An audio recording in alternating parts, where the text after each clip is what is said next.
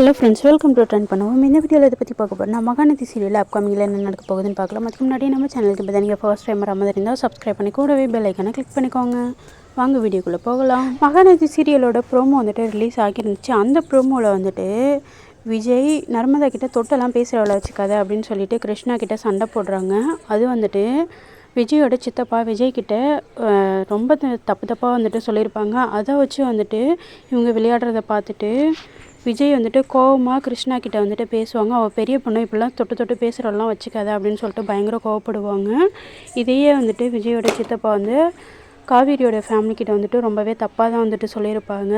ஆனால் அண்ணன்னு சொல்லிட்டு நர்மதா வந்துட்டு பேசினாங்க. இருந்தாலுமே இது வந்துட்டு ரொம்ப தப்பான சீனாக தான் இருக்குது. மற்ற சீரியல்ஸ்லாம் நிறைய இந்த மாதிரி சீன்ஸ் எல்லாம் வரும். அதுவும் சின்ன பொண்ணை வச்சுலாம் இந்த மாதிரி சீன் வந்து கொண்டு வரவே மாட்டாங்க.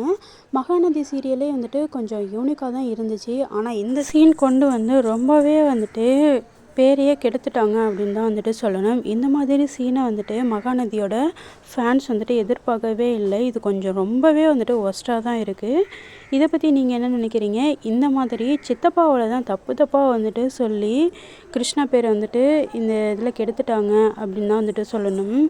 கிருஷ்ணா வந்துட்டு கெட்டவர் தான், இருந்தாலுமே இந்த மாதிரி ஒரு சீனை வந்துட்டு கொண்டு வந்தது ரொம்பவே வந்துட்டு கஷ்டமாக தான் இருக்குது. அதுவும் இல்லாமல் பார்க்க கொஞ்சம் கூட நல்லாவே இல்லை. இந்த சீனால் மகாநதி சீரியலோட யூனிக்னஸே வந்துட்டு ரொம்பவே போயிடுச்சு. இதை பற்றி உங்களோட கருத்துக்கள் என்ன? இந்த சீன் வந்ததை பற்றி நீங்கள் என்ன நினைக்கிறீங்கன்னு கமெண்ட்லாம் மறக்காமல் சொல்லுங்கள். தேங்க்யூ.